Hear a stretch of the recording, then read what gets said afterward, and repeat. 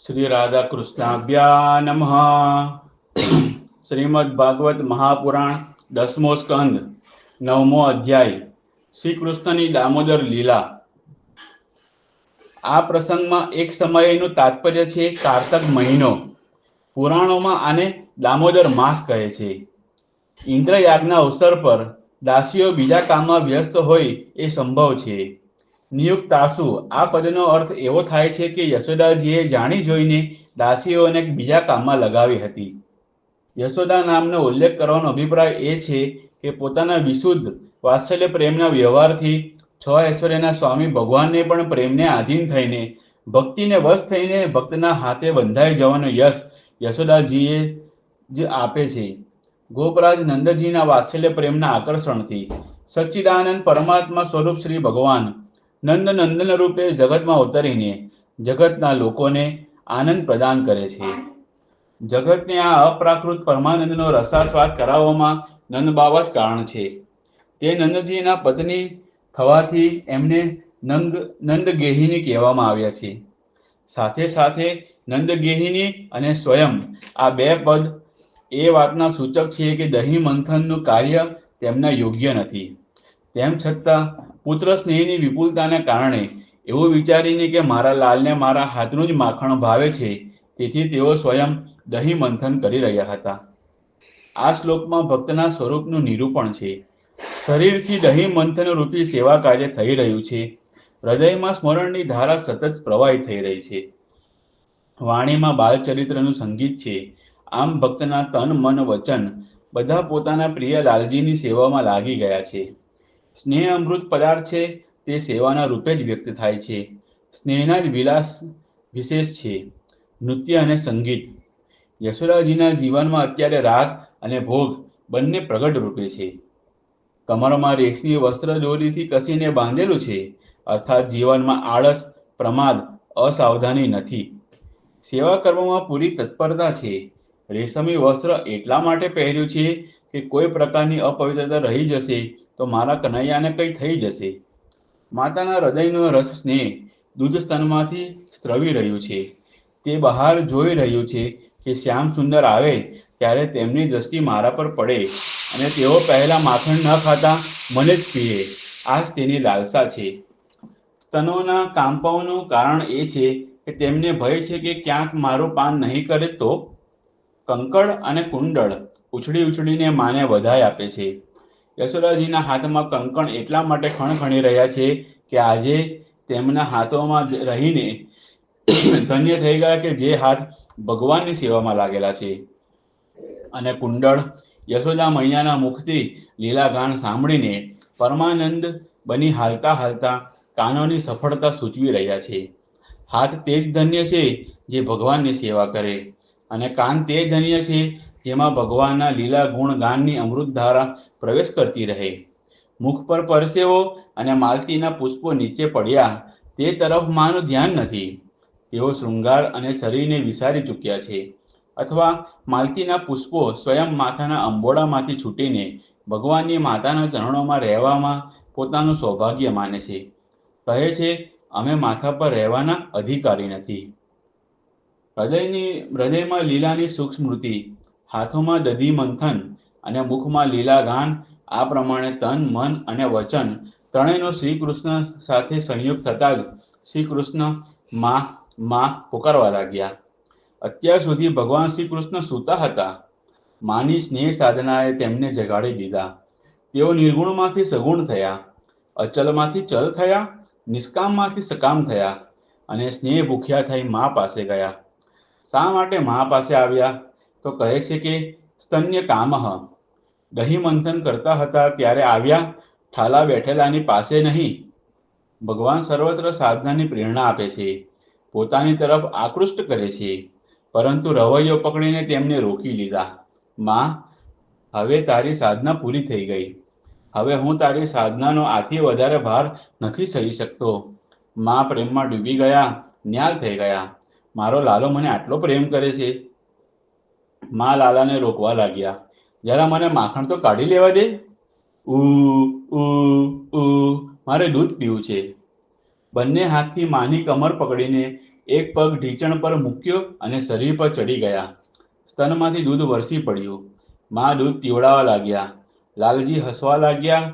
માની આંખો લાલાના સુંદર હાસ્ય પર ચોંટી ગઈ. ઈક્ષતી પદનો અભિપ્રાય એ છે કે જ્યારે લાલો મોઢું ઊંચું કરી જોશે ત્યારે મને મારી આંખો તેના પર મંડાયેલી જોઈને રાજી થશે. સામે પદ્મગંધ્યા ગાયનું દૂધ ગરમ થઈ રહ્યું હતું. તે દૂધે વિચાર્યું, સ્નેહમયી માં યશોદાનું દૂધ ક્યારેય ઓછું નહીં થાય અને શ્યામસુંદર ક્યારેય ધરાશે નહીં. આ બંનેની પરસ્પર હરીફાઈ થઈ રહી છે અને હું બિચારો યુગ યુગથી જન્મો જન્મથી શ્યામસુંદરના હોઠનો સ્પર્શ કરવા માટે વ્યાકુળ થઈ તપી તપીને મરું છું. હવે આવા જીવનથી શો લાભ જે શ્રીકૃષ્ણના કામમાં ન આવે? તેથી સારું છે કે તેમની આંખો સામે જ અગ્નિમાં કૂદી પડું. માની આંખો પહોંચી ગઈ. દયાથી પીગળી ગયેલા માને શ્રીકૃષ્ણનું પણ ધ્યાન ન રહ્યું. તેમને એક બાજુ મૂકીને દોડી ગયા. ભક્ત ભગવાન એક બાજુ રાખી દઈને પણ દુઃખીજનોની રક્ષા કરે છે. ભગવાન અતૃપ્ત જ રહી ગયા. શું ભક્તોના હૃદયના સ્નેહથી તેમને ક્યારેય તૃપ્તિ થઈ શકે? તે દિવસથી તેમનું નામ થયું અતૃપ્ત. શ્રીકૃષ્ણના હોઠ ફફડ્યા. ક્રોધ તેમના હોઠોના સ્પર્શથી કૃતાર્થ થઈ ગયો. લાલ લાલ હોઠ સફેદ દૂધિયા દાંતોથી દબાવી દીધા, જાણે સત્વગુણ રજોગુણ પર શાસન કરી રહ્યો હોય. બ્રાહ્મણ ક્ષત્રિયોને દંડ આપી રહ્યો હોય. તે ક્રોધ ઉતર્યો દહીં મથવાની ઘોડી પર. તેમાં એક અસુર આવીને બેઠો હતો. દંભે કહ્યું, કામ ક્રોધ અને અતૃપ્તિ પછી મારો વારો છે. તે આંસુ બનીને આંખોમાં છલકાયો. શ્રી કૃષ્ણ પોતાના ભક્તો પ્રતિ પોતાની મમતાની ધારા પ્રવાહિત રાખવા માટે શું શું નથી કરતા. આ કામ ક્રોધ લોભ અને દંભ પણ આજે બ્રહ્મનો સ્પર્શ કરીને ધન્ય થઈ ગયા. શ્રી કૃષ્ણના ઘરમાં પેસીને માખણ ઝાપટવા લાગ્યા, જાણે કે માને બતાવતા હોય કે હું કેટલો ભૂખ્યો છું. પ્રેમી ભક્તોનો પુરુષાર્થ ભગવાન નથી, બલકે ભગવાનની સેવા છે. તેઓ ભગવાનની સેવા માટે ભગવાનનો પણ ત્યાગ કરી શકે છે. યશોદાજીએ પોતાના હાથે દોહેલું પદ્મગંધ્યા ગાયનું આ દૂધ શ્રી કૃષ્ણ માટે જ ગરમ થઈ રહ્યું હતું. થોડી વાર પછી તેમને તે પીવડાવવું હતું. દૂધ ઉભરાઈ જશે તો મારો લાલ ભૂખ્યો રહેશે, રડશે. તેથી માં તેમને નીચે મૂકીને દૂધ ઉતારવા દોડ્યા. યશોદામાં દૂધ પાસે પહોંચ્યા. પ્રેમનું અદ્ભુત દ્રશ્ય. પુત્રને ખોળામાંથી નીચે મૂકી તેના પીવાના પદાર્થ પર આટલો પ્રેમ શા માટે? તેની છાતીનું દૂધ તો પોતાનું છે, તે ક્યાંય ભાગી જવાનું નહોતું. પરંતુ આ હજારો પસંદગીની ગાયોના દૂધથી પાડેલી પદ્મગંધા ગાયનું દૂધ ફરી ક્યાંથી મળશે? વૃંદાવનનું દૂધ અપ્રાકૃત ચિન્મય પ્રેમ જગતનું દૂધ માને આવતા જોઈને શરમાઈને દબાઈ ગયું. અહો, અગ્નિમાં કૂદવાનો સંકલ્પ કરીને મેં માના સ્નેહાનંદમાં કેટલું વિઘ્ન નાખ્યું અને માં પોતાના આનંદ છોડીને મારી રક્ષા માટે દોડતી આવી રહી છે. મને ધિક્કાર છે. દૂધનું ઉભરાવું બંધ થઈ ગયું અને તે તરત પોતાના સ્થાને બેસી ગયું. માં, તમે મને ખોળામાં નહીં બેસાડો તો હું કોઈ ખલના ખોળામાં બેસીશ. આવું વિચારીને જ જાણે શ્રી કૃષ્ણ ઊંધા ઉખલ ખાંડડિયા ઉપર જઈને બેસી ગયા.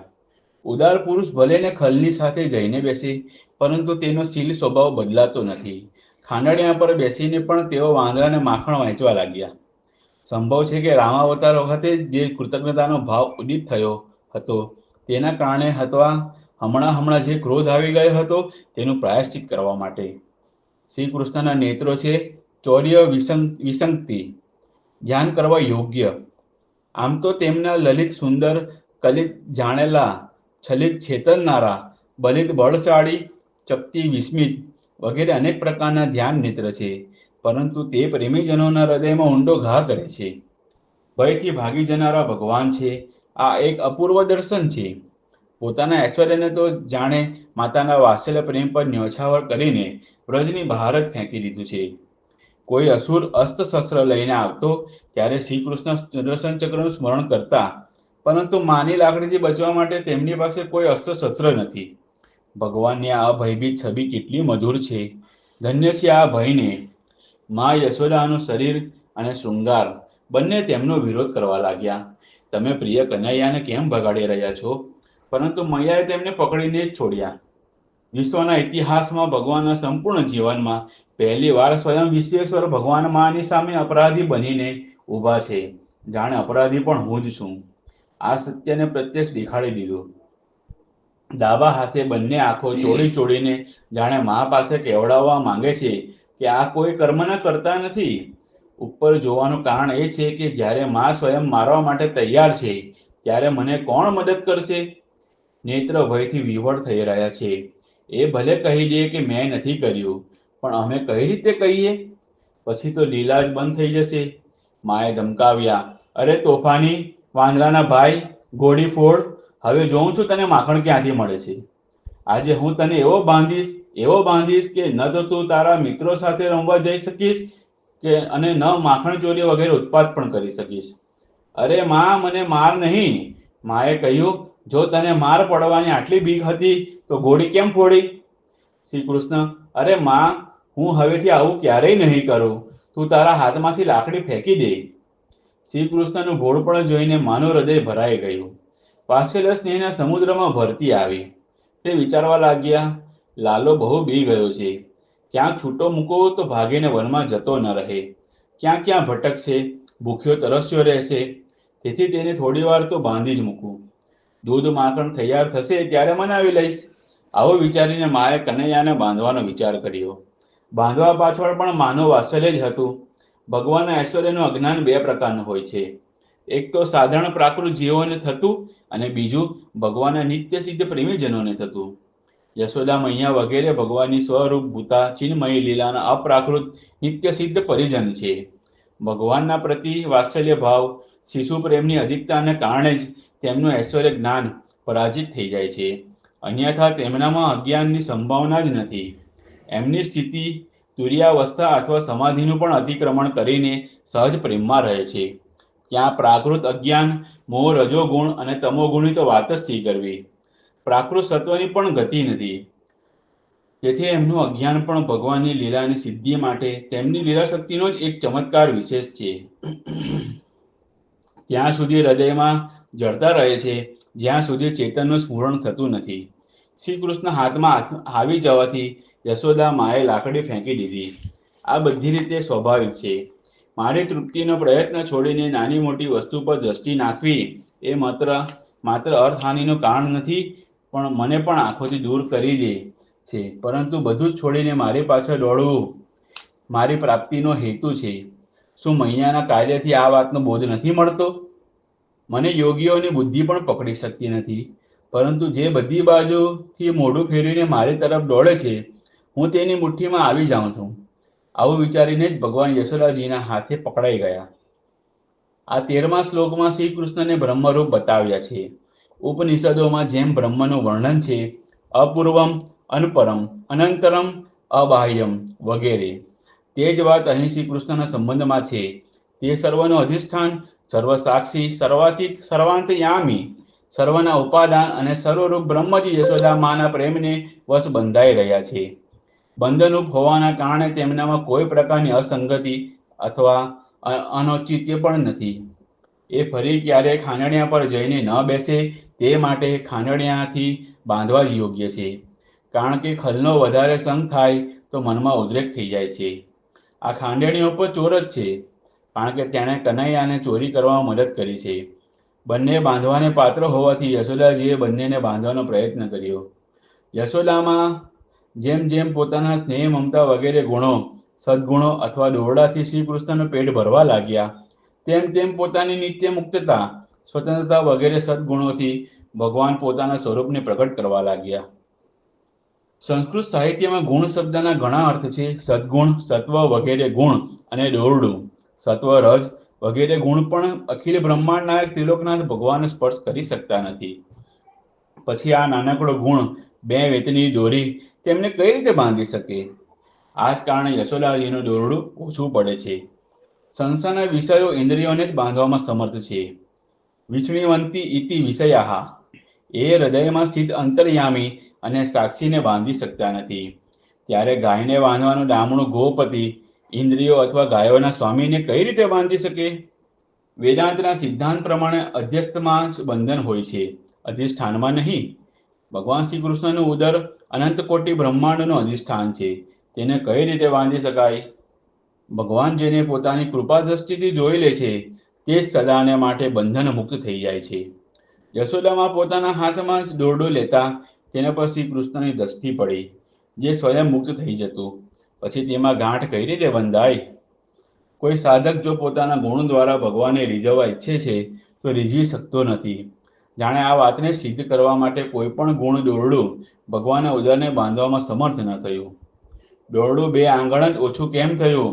આ વિષયમાં કહે છે, ભગવાને વિચાર્યું કે જ્યારે હું શુદ્ધ હૃદયના ભક્તોને દર્શન આપું છું ત્યારે મારી સાથે એકમાત્ર સત્વગુણથી જ સંબંધની સ્ફૂર્તિ થાય છે, રજોગુણ અને તમોગુણથી નહીં. તેથી તેમણે દોરડાને 2 આંગણ ઓછું કરીને પોતાનો ભાવ પ્રગટ કર્યો. તેમણે વિચાર કર્યો કે જ્યાં નામ અને રૂપ હોય છે ત્યાં જ બંધન થાય છે. જ્યારે આ બંને નથી તો મુજ પરમાત્મામાં બંધનની કલ્પના કઈ રીતે? 2 આંગણ ઓછું થવાનું આ જ રહસ્ય છે. 2 વૃક્ષોનો ઉદ્ધાર કરવો છે એ ક્રિયા સૂચિત કરવા માટે દોરડું 2 આંગણ ઓછું પડ્યું. ભગવત કૃપાથી દ્વૈત ભાવના સમર્થકો પણ મુક્ત થઈ જાય છે અને અસંગ પણ પ્રેમથી બંધાઈ જાય છે. આ બંને ભાવ સૂચિત કરવા માટે દોરડું 2 આંગણ ઓછું પડ્યું. યશોદાજીએ નાના મોટા અનેક દોરડા અલગ અલગ અને એકી સાથે પણ ભગવાનની કમરમાં નાખ્યા, પણ તે પૂરા ન થયા. કેમ કે ભગવાનમાં નાના મોટાનો કોઈ ભેદ જ નથી. દોરડાઓએ કહ્યું, ભગવાન જેવી અનંતતા, અનાદિતા અને વિભુતા આપણામાં નથી. તેથી તેમને બાંધવાની વાત તો છોડી દો. અથવા જેમ નદીઓ સમુદ્રમાં સમાઈ જાય છે તે જ પ્રમાણે બધા ગુણ, બધા દોરડા અને અનંત ગુણ ભગવાનમાં લીન થઈ ગયા, પોતાનું નામરૂપ ખોઈ બેઠા. આ જ 2 ભાવ સૂચિત કરવા માટે દોરડાઓમાં 2 આંગણની કમી રહી. તેઓ મનોમન વિચારતા, આની કમર તો મુઠ્ઠીભર છે, તેમ છતાં સેંકડો હાથ લાંબા દોરડાથી આ બંધાતો નથી. કમર તલ માત્ર જાડી થતી નથી, દોરડું 1 આંગણ પણ નાનું નથી થતું, છતાં પણ તે બંધાતું નથી. આ કેવું આશ્ચર્ય! દરેક વખતે માત્ર 2 આંગણની જ ઘટ પડે છે, ન 3ની, ન 4ની કે ન 1ની. આ કેવો અલૌકિક ચમત્કાર છે! ભગવાન શ્રી કૃષ્ણે વિચાર્યું કે જ્યારે માના હૃદયમાંથી દ્વૈત ભાવના દૂર થતી નથી ત્યારે હું વ્યર્થ મારી અસંગતતા શા માટે પ્રગટ કરું? જે મને બદ્ધ સમજે છે તેના માટે બદ્ધ થવું જ યોગ્ય છે. તેથી તેઓ બંધાઈ ગયા. હું મારા ભક્તના નાના સરખા ગુણને પણ પૂર્ણ કરી દઉં છું. આવું વિચારીને ભગવાને યશોદામાના ગુણ દોરડાને પોતાને બાંધવા યોગ્ય બનાવી દીધું. જોકે મારામાં અનંત અને અચિંત્ય કલ્યાણ ગુણો નિવાસ કરે છે, તેમ છતાં ત્યાં સુધી તે અધૂરા જ રહે છે જ્યાં સુધી મારા ભક્તો પોતાના ગુણોની મહોર તેના પર મારતા નથી. આવું વિચારીને યશોદા મૈયાના ગુણો, વાત્સલ્ય, સ્નેહ અને દોરડું થી પોતાને પૂર્ણોદર દામોદર બનાવી દીધા. ભગવાન શ્રી કૃષ્ણ એટલા કોમળ હૃદયના છે કે પોતાના ભક્તના પ્રેમને પુષ્ટ કરનારો પરિશ્રમ પણ સહન કરી શકતા નથી. તેઓ પોતાના ભક્તને પરિશ્રમથી મુક્ત કરવા માટે સ્વયં બંધન સ્વીકારી લે છે. ભગવાને પોતાના મધ્ય ભાગમાં બંધન સ્વીકારીને એ સૂચિત કર્યું કે મારામાં તત્વદ્રષ્ટિથી બંધન છે જ નહીં, કારણ કે જે વસ્તુ આગળ પાછળ ઉપર નીચે હોતી નથી, માત્ર વચ્ચે જ ભાસે છે, તે જૂઠી હોય છે. આ પ્રમાણે આ બંધન પણ જૂઠું છે. ભગવાન કોઈની શક્તિ, સાધના અથવા સામગ્રીથી બંધાતા નથી. યશોદાના હાથે શ્યામ સુંદરને ન બંધાતા જોઈને આજુબાજુની ગોપીઓ ભેગી થઈ ગઈ અને કહેવા લાગી, યશોદાજી, લાલાની કમર તો મુઠ્ઠીભરની જ છે અને નાનો સરખો કંદોરો કમરમાં ઝણકાર કરી રહ્યો છે. હવે જો આટલા દોરડાથી નથી બંધાતો ત્યારે એવું લાગે છે કે વિધાતાએ આના નસીબમાં બંધન લખ્યું જ નથી. તેથી હવે તમે આ પ્રયત્ન છોડી દો. યશોદાજીએ કહ્યું, ભલે સાંજ પડી જાય, ભલે ને આખા ગોકુળના દોરડા લાવવા પડે, પણ હું આને બાંધ્યા વિના છોડવાની જ નથી. યશોદાજીની આ હઠ જોઈને ભગવાને પોતાની હઠ છોડી દીધી. કેમ કે જ્યાં ભગવાન અને ભક્તની હઠ સામસામી આવી જાય છે ત્યાં ભક્તની જ હઠ પૂરી થાય છે. ભગવાન બંધાય છે ત્યારે જ્યારે ભક્તને થાકેલા જોઈને કૃપાવશ થઈ જાય છે. ભક્તનો શ્રમ અને ભગવાનની કૃપાની કમી 2 જ આંગળની છે. અથવા જ્યાં સુધી ભક્ત અહંકાર કરે છે કે હું બાંધીશ, ત્યારે તે તેનાથી 1 આંગળ દૂર થઈ જાય છે. અને ભક્તની નકલ કરવાવાળા ભગવાન પણ 2 આંગળ દૂર થઈ જાય છે. જ્યારે યશોદાજી થાકી ગયા, તેમનું શરીર પસીનાથી રેબઝેબ થઈ ગયું, ત્યારે ભગવાનની સર્વશક્તિ ચક્રવર્તીની પરમ ભાસ્વતી ભગવતી કૃપા શક્તિએ ભગવાનના હૃદયને માખણ જેવું દ્રવિત કરી દીધું અને સ્વયં પ્રગટ થઈને તેણે ભગવાનની સત્ય સંકલ્પિતા અને વિભૂતાને અંતર્હિત કરી દીધી. આથી ભગવાન બંધાઈ ગયા. જો કે ભગવાન સ્વયં પરમેશ્વર છે, તો પણ પ્રેમવશ થઈને બંધાઈ જવું પરમ ચમત્કારકારી હોવાને કારણે ભગવાનનું ભૂષણ જ છે, દૂષણ નથી. આત્મારામ હોવા છતાં પણ ભૂખ લાગવી, પૂર્ણકામ હોવા છતાં પણ અતૃપ્ત રહેવું, શુદ્ધ સ્વરૂપ હોવા છતાં પણ ક્રોધ કરવો, સ્વરાજ્ય લક્ષ્મીથી યુક્ત હોવા છતાં ચોરી કરવી, મહાકાલ યમ વગેરેને ભય પમાડનાર હોવા છતાં બીવું અને ભાગી જવું, મનથી પણ તીવ્ર ગતિવાળા હોવા છતાં પણ માના હાથે પકડાઈ જવું, આનંદમય હોવા છતાં દુઃખી થવું, રડવું, સર્વવ્યાપક હોવા છતાં પણ બંધાઈ જવું, આ બધી ભગવાનની સ્વાભાવિક ભક્ત વસ્તા છે. જે લોકો ભગવાનને જાણતા નથી તેમના માટે તો આનો કોઈ ઉપયોગ નથી, પરંતુ જે શ્રી કૃષ્ણને ભગવાનના રૂપમાં ઓળખે છે તેમને માટે આ અત્યંત ચમત્કારી વસ્તુ છે, અને આ જોઈને જાણીને તેમનું હૃદય દ્રવિત થઈ જાય છે, ભક્તિ પ્રેમથી તરબોળ થઈ જાય છે. અહો, વિશ્વેશ્વર પ્રભુ પોતાના ભક્તના હાથે બંધાઈ ગયા છે. આ શ્લોકમાં ત્રણેય નકારનો અન્વય લેભીરે ક્રિયાની સાથે કરવો જોઈએ.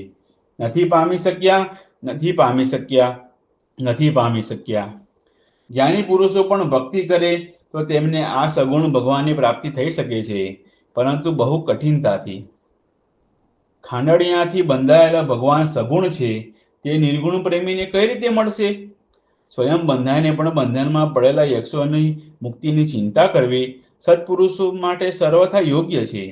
જ્યારે યશોદા માતાની દ્રષ્ટિ શ્રી કૃષ્ણ પરથી ખસીને બીજા પર પડે છે, ત્યારે તેઓ પણ કોઈ બીજાને જોવા લાગે છે અને એવો ઉત્પાત કરે છે કે બધાની દ્રષ્ટિ તેમના તરફ ખેંચાય. જુઓ પૂતના, સટ્ટાસુર, તૃણાવર્ત વગેરેનો પ્રસંગ. આ પોતાના ભક્ત કુબેરના પુત્રો છે, તેથી તેમનું નામ અર્જુન છે. દેવર્ષિ નારદનું વચન સિદ્ધ કરવા માટે ભગવાને તેમના તરફ જોયું. જેને પહેલા ભક્તિ પ્રાપ્ત થઈ જાય છે તેના પર કૃપા કરવા માટે સ્વયં બંધાઈને પણ ભગવાન જાય છે. શ્રી સુક ઉવાચ એકદા ગૃહદાસીસુ યશોદાનંદ ગેહિની કર્માંતર નિયુક્તાસુ નિર્મમંથ સ્વયં દધી.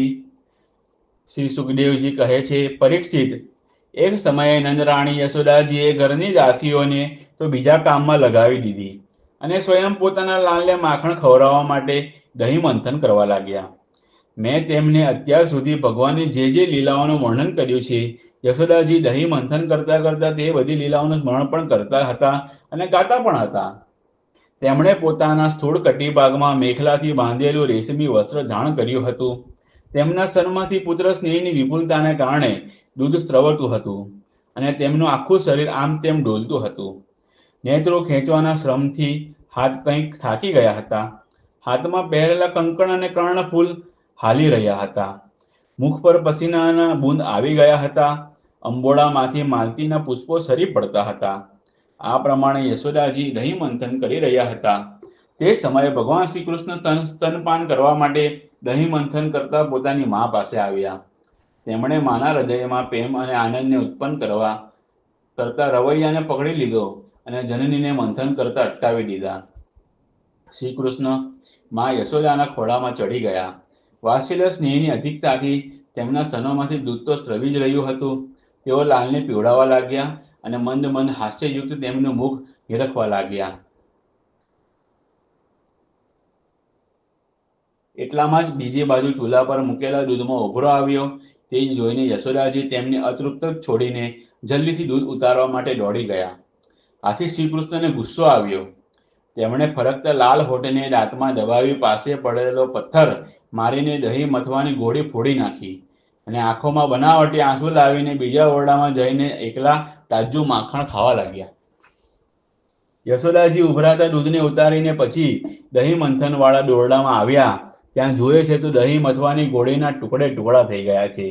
તેઓ સમજી ગયા કે આ કામ મારા લાલાનું જ છે. એવું વિચારીને તેઓ હસ્યા, પણ ત્યાં લાલાને તેમણે જોયો નહીં. આમ તેમ શોધવાથી ખબર પડી કે શ્રી કૃષ્ણ એક ખાંડણીઓ ઊંધો વાળી તેના પર ઊભા છે અને સિક્કા પર રાખેલું માખણ લઈ લઈને વાનરોને લૂંટાવી રહ્યા છે. પણ તેમને એવો ડર પણ છે કે ક્યાંક મારી ચોરી પકડાઈ ન જાય, તેથી તેમના ચંચળ નેત્રો ભય સંગથી જડાતા હતા. આ જોઈને યશોદાજી પાછળથી ધીરે ધીરે તેમની પાસે પહોંચી ગયા. જ્યારે શ્રી કૃષ્ણે જોયું કે મારી મા હાથમાં લાકડી લઈને મારી તરફ આવી રહી છે, ત્યારે તરત ખાંડણિયા પરથી કૂદી પડ્યા અને ભયભીત થયા હોય એમ ભાગ્યા. પરીક્ષિત, મોટા મોટા યોગીઓ તપસ્યા દ્વારા પોતાના મનને અત્યંત શુદ્ધ અને સૂક્ષ્મ બનાવીને પણ જેમનામાં પ્રવેશ કરાવી શકતા નથી. પ્રાપ્ત કરવાની વાત તો બાજુ પર રહી, તે જ ભગવાનની પાછળ પાછળ તેમને પકડવા માટે યશોદાજી દોડ્યા.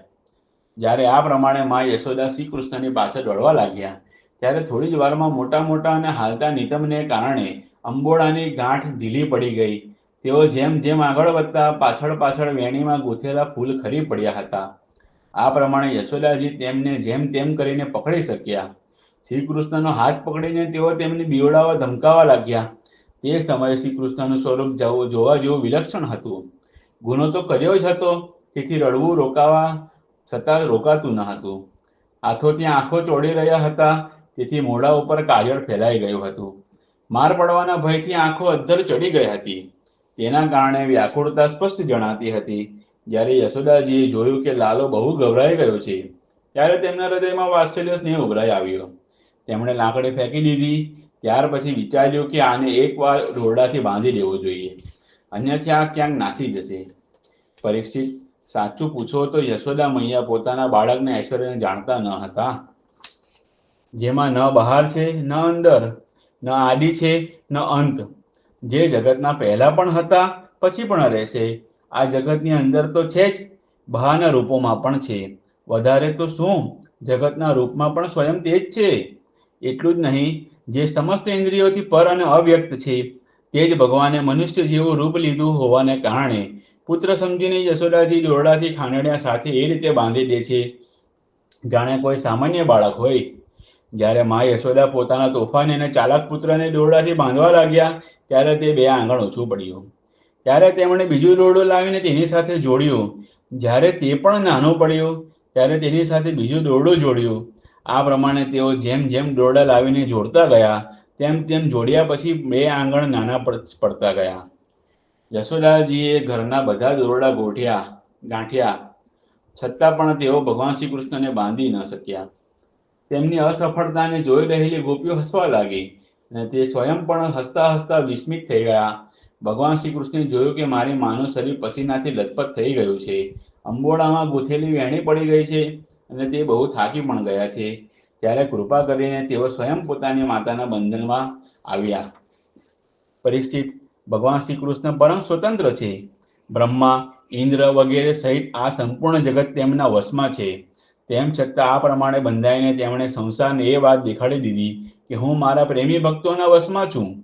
ગોવાલણ, યશોદાજીએ મુક્તિદાતા મુકુંદ પાસેથી જે કંઈ અનિર્વચનીય કૃપા પ્રસાદ પ્રાપ્ત કર્યો, તેવો પ્રસાદ પુત્ર હોવા છતાં બ્રહ્માજી, આત્મા હોવા છતાં શંકરજી અને અર્ધાંગિની હોવા છતાં વક્ષસ્થળ પર બિરાજેલા લક્ષ્મીજી નથી પામી શક્યા. આ ગોપિકાનંદન ભગવાન અનન્ય પ્રેમી ભક્તો માટે જેટલા સુલભ છે, તેટલા દેહાભિમાન કર્મકાંડી અને તપસ્વીઓ તથા પોતાના સ્વરૂપભૂત જ્ઞાનીઓ માટે પણ નથી. ત્યાર પછી નંદરાણી યશોદાજી તો ઘરના કામકાજમાં પરોવાઈ ગયા અને ખાંડણિયા સાથે બંધાયેલા ભગવાન શ્યામ સુંદરે તે બંને અર્જુન વૃક્ષોને મુક્તિ આપવાનું વિચાર્યું. જે પહેલા યક્ષરાજ કુબેરના પુત્રો હતા, તેમના નામ હતા નલકુબર અને મણિગ્રીવ. તેમની પાસે પૂર્ણરૂપે ધન, સૌંદર્ય અને ઐશ્વર્ય હતું. તેમનું અભિમાન જોઈને દેવર્ષિ નારદજીએ એમને શાપ આપી દીધો હતો અને તેઓ વૃક્ષ થઈ ગયા હતા. इति श्रीमद्भागवते महापुराणे पारमहंस्यां संहितायां दशमस्कन्धे पूर्वार्धे गोपीप्रसादो नाम 9मोऽध्यायः. 10મા સ્કંદના પૂર્વાર્ધ અંતર્ગત ગોપીપ્રસાદ નામનો 9મો અધ્યાય સમાપ્ત. બોલો શ્રી કૃષ્ણ કનૈયા લાલ કી જય.